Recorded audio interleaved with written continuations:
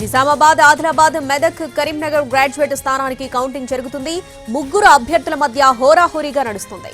మొదటి రౌండ్లో బీజేపీ అభ్యర్థి అంజిరెడ్డి స్వల్ప ఆధిక్యంలో ఉన్నారు. అంజిరెడ్డికి 6,712 ఓట్లు రాగా కాంగ్రెస్ అభ్యర్థి నరేందర్ రెడ్డి 6,676 ఓట్లు వచ్చాయి. బీఎస్పీ అభ్యర్థి ప్రసన్న హరికృష్ణకు 5,867 ఓట్లు వచ్చాయి. మొదటి ప్రాధాన్యత ఓట్ల లెక్కింపుల్లో ఫస్ట్ రౌండ్ ముగిసేసరికి బీజేపీ లీడ్లో ఉంది. బీజేపీ అభ్యర్థి అంజిరెడ్డి 36 ఓట్ల ఆధిక్యంలో ఉన్నారు.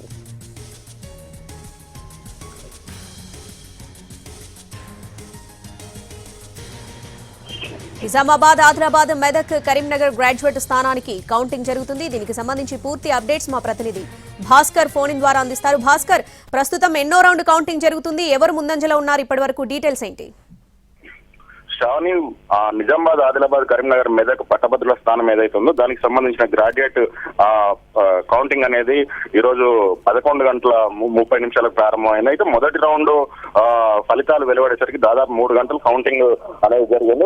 ఒక రౌండ్ కు 21,000 ఓట్లను లెక్కిస్తా ఉన్నారు. మొత్తం 21 టేబుళ్లను ఏర్పాటు చేసి 21,000 ఒక రౌండ్ గా పరిగణించి లెక్కిస్తా ఉన్నారు. అయితే మొదటి రౌండ్ కు సంబంధించి మనం చూసినట్టయితే మొదటి రౌండ్ లో బీజేపీ అభ్యర్థి స్వల్ప ఆధిక్యం, దాదాపు 36 ఓట్ల ఆధిక్యంలో మాత్రమే ఉన్నారు. అయితే ట్రయాంగిల్ వారైతే హోరాహోరీగా సాగుతుందని మనం చెప్పవచ్చు. బీఎస్పీ అభ్యర్థి ప్రసన్న కృష్ణ, బీజేపీ అభ్యర్థి అంజిరెడ్డి, కాంగ్రెస్ అభ్యర్థి నరేందర్ రెడ్డి మధ్య ఒక ముక్కోనపు పోటీ అయితే సాగుతుంది. ముగ్గురు కూడా పోటాపోటీగా ఓట్లను తీసుకుంటున్నారు. అయితే ముగ్గురి మధ్యలో కూడా తేడా దాదాపు 800 ఓట్లే ఉండడంతో ఒక ఉత్కంఠ అనేది నెలకొన్నదని చెప్పవచ్చు.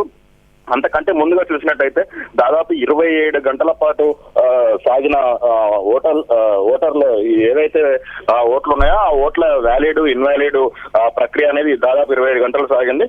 27 గంటలు సాగిన తర్వాత లెక్క తేలింది. మొత్తానికి 2,24,000 ఓట్లు సుమారుగా పోలైనట్టయితే చెప్తున్నారు. ఇంకా కోటా ఓట్లు నిర్ణయించలేదు. మొత్తం ఓట్లన్నింటినీ లెక్కించిన తర్వాత అంటే మొదటి రౌండ్ దాదాపు ఇంకా 11 రౌండ్లు మిగిలింది. ప్రస్తుతం రెండవ రౌండ్ అనేది సాగుతా ఉన్నది. రెండవ రౌండ్ సాయంత్రం 4 గంటల వరకు వచ్చే అవకాశాలు అయితే ఉన్నాయి. కానీ రెండో రౌండ్ ముగిసిన తర్వాత ఫలితాల్లో ఏమైనా తేడా ఉంటుందా, ఆధిక్యంలో ఏమైనా తారుమారు జరుగుతుందా? ఎందుకంటే ముగ్గురు మధ్యలో తేడా చూసినట్టయితే 1000 ఓట్లు కూడా తేడా లేకపోవడం అనేది ఏం జరుగుతుందనేది ఒక ఉత్కంఠ అనేది నెలకొన్నదని చెప్పొచ్చు.